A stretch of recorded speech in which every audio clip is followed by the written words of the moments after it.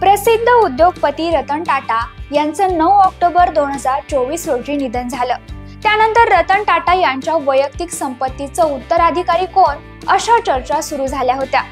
परंतु आता रतन टाटांच्या संपत्तीबाबत त्यांच्या मृत्यूपत्रात नमूद करण्यात आलेली एक अनपेक्षित माहिती समोर आली आहे। रतन टाटा यांच्या मृत्यूपत्रानुसार त्यांनी त्यांच्या संपत्तीचा 1/3 भाग मोहिनी दत्ता यांना दिला आहे। विशेष म्हणजे मोहिनी दत्ता हे टाटा कुटुंबातील सदस्य नसल्यानं आणि त्यांच्याविषयी कोणाला जास्त माहित नसतानाही त्यांना टाटांनी संपत्तीचा इतका मोठा वाटा का दिला असावा असा प्रश्न आता सर्वांच्या मनात आहे। मग नेमके हे मोहिनी दत्ता कोण आहेत?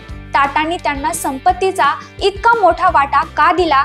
याच विषयी आपण आजच्या या व्हिडिओमध्ये चर्चा करणार आहोत। नमस्कार, मी निकिता पाटील, तुम्ही पाहताय रुतम मराठी।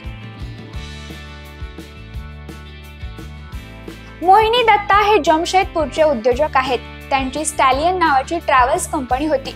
मात्र त्यांची ही कंपनी 2013 मध्ये ताज सर्व्हिसेस ग्रुप ऑफ हॉटेलमध्ये विलीन झाली। यामध्ये 80% स्टॅलियन कंपनीचा तर 20% हिस्सा टाटा कंपनीकडे होता। रतन टाटा आणि मोहिनी दत्ता यांची पहिली भेट जमशेदपूरमधील डीलर्स हॉटेलमध्ये झाली होती। त्यावेळी मोहिनी दत्ता हे केवळ 24 वर्षांचे होते अशी माहिती मोहिनी दत्ता यांनीच दिली। म्हणजे जवळपास 60 वर्षांपासून रतन टाटा आणि मोहिनी दत्ता यांची ओळख आहे। तसेच आपल्यात आणि रतन टाटांमध्ये अत्यंत जवळचे संबंध आहेत असं दत्ता सांगतात। रतन टाटांनी आपल्याला व्यवसायात मदत केली आणि आपल्याला प्रशिक्षण दिलं असं देखील दत्ता सांगतात। त्यामुळे दत्ता यांचा व्यावसायिक प्रवास देखील टाटा समूहाशी निगडीत आहे असं स्पष्ट होतं।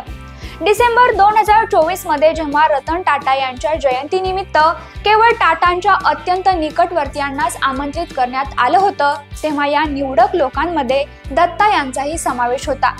अर्थातच रतन टाटा आणि दत्ता कुटुंबियात व्यवसायापेक्षाही अधिकच पुढचं नातं होतं हे देखील स्पष्ट होतं। आता रतन टाटा यांनी त्यांच्या मृत्यूपत्रात मोहिनी दत्ता यांच्यासाठी 500 कोटींहून अधिक रकमेची तरतूद केली आहे। त्यात बँक डिपॉझिट, पेंटिंग, घड्याळे यांसारख्या टाटांच्या खासगी वस्तूंचा समावेश आहे। परंतु तरीही दत्ता यांनी मृत्यूपत्राबाबत नाराजी व्यक्त केल्याची माहिती समोर येते। दत्ता यांना 500 कोटीऐवजी 650 कोटी रुपये मिळण्याची अपेक्षा असल्यानं ही नाराजी आहे असं सांगण्यात येते। त्यामुळे आता अनेकांच्या भुवया उंचावल्या आहेत। मोहिनी दत्ता यांच्याशिवाय रतन टाटांनी मृत्यूपत्रात 2/3 वाट्यावर त्यांच्या सावत्र बहिणी शिरीन जीजीभॉय आणि डिनना जीजीभॉय यांचा समावेश केलाय। या दोन्ही बहिणींना टाटांनी मृत्यूपत्राचे एक्झिक्युटरही सांगितले आहे। विशेष म्हणजे टाटांच्या मृत्यूपत्रात त्यांचे सावत्र भाऊ नोएल टाटा आणि त्यांच्या मुलांची नावे नाहीत। टाटांच्या सावत्र बहिणींशिवाय टाटा ट्रस्टचे विश्वस्त डेरियस खंबाटा आणि मेहली मिस्त्री हे रतन टाटा यांच्या मृत्यूपत्राचे एक्झिक्युटर आहेत। आता कायदेशीर तज्ञ मालमत्तेचे विभाजन कसे करायचे यावर काम करत असून त्यानंतर मालमत्तेचे वाटप होणार आहे। त्यामुळे मोहिनी दत्ता यांना 500 कोटींची संपत्ती मिळणार की 650 कोटी मिळणार हे लवकरच स्पष्ट होईल।